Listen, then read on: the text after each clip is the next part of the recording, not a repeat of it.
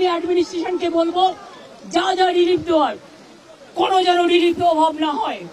প্রত্যেকটা পরিবারকে দেখে নেবেন, আপনাদের কাছে সবকিছু দেওয়া আছে, কেউ যেন অসুবিধায় না পড়ে।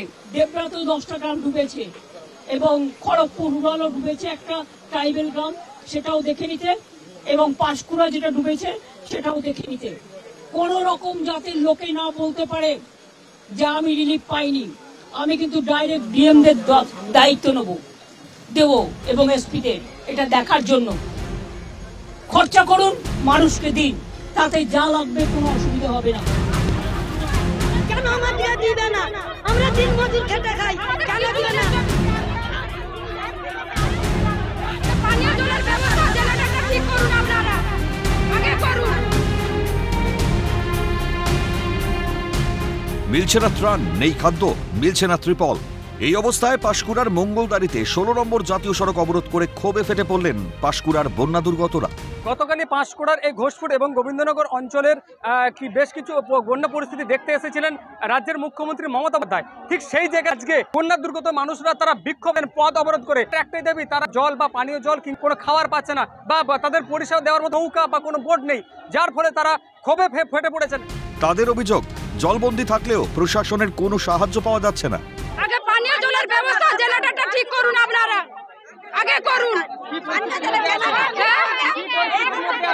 বন্যায় পানীয় জলে বন্যায় ভাসতেছি, কোনো খাবার নেই, কোনো কিছু নেই, কোনো তিরপল নেই, কোনো কিছু। ছাদের উপরে আমরা উপরতলায় আছি, কোনো ছাদও নেই, মাটির তলে আছি আমরা। জলের পানীয় জলের জন্য আমরা চাইছি, অনুদান করছি, ওই জন্য আমরা রাস্তা অবরোধ করছি। হ্যাঁ, খাবার জন্য আমরা খেতে পাচ্ছি না, কি করবো আমরা? মানুষের মাথার ছাদ তিরপলের প্রত্যেকের ঘর ডুবে গেছে ছাদের তলায়। আজকে আমরা বাধ্য হয়েছে, মানুষ রাস্তায় নেই, আমাদের একটাই উপায়, এই রাস্তায় পথ অবরোধ করতে বাধ্য হয়েছি। কোনো পানীয় জল নেই, ইলেকট্রিক নেই, একদম জাত সাপের উপদ্রব, প্রচুর পরিমাণে সাপের উপদ্রব হয়েছে। সরকারের তরফ থেকে কোনো মানুষ এখনো পর্যন্ত আমাদেরকে সহযোগিতা করেনি। যেটুকু তিরপল আসছে, শাসক দল যারা আছে ক্ষমতায়, পঞ্চায়েত মেম্বার থেকে শুরু করে সমস্ত লোকেরা তারা লুট লন্ডন করে নিচ্ছে। ভয়াবহ পরিস্থিতি পাঁশকুড়ার ওপর দিয়ে যাওয়া বম্বে রোডেরও হাঁটু সমান জল জাতীয় সড়কে। তার মধ্যে দিয়ে চলছে যানবাহন, অ্যাম্বুলেন্স। জল জমে থাকা দেখে অবশ্য বোঝার উপায় নেই জাতীয় সড়ক না নদী। চলছে রাস্তায় জাল ফেলে মাছ ধরা। হ্যাঁ, মাছ ধরছি রোডের উপরে, মানে মাঠের মাছগুলো আসছে, ধরতেছি আর কি রোডের উপরে।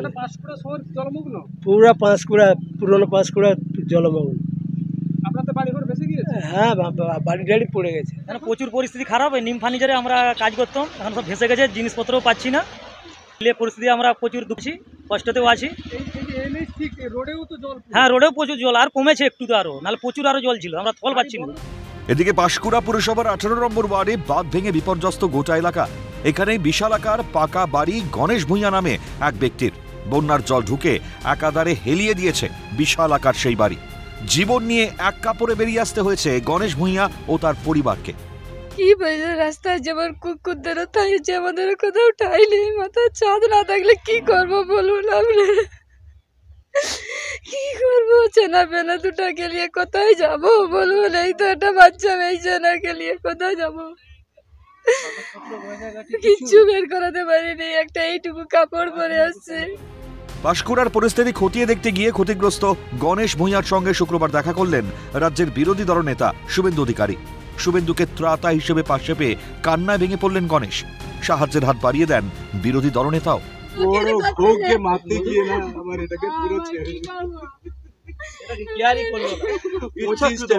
পঁচিশটা চেয়েছিলাম, 25টা কেবলমাত্র বলে এই সময় বস্তাটা ওইখান থেকে আসতে পারিনি। দেখি এতটা জল, আমি মেয়েটাকে নিয়ে বেরাবো, সেই মুহূর্তে যদি আমি বেরিয়ে যেতাম। আমি তো সরকার নয়, আমি আপনার বাড়ি করে দিতে পারবো না। আমি সেই মুহূর্তে বেরিয়ে যেতাম, আমার মেয়েও চলে যেত। আমি আপনাকে 5 লাখ টাকা পাঠাবো আমার ব্যক্তিগত। সেটাই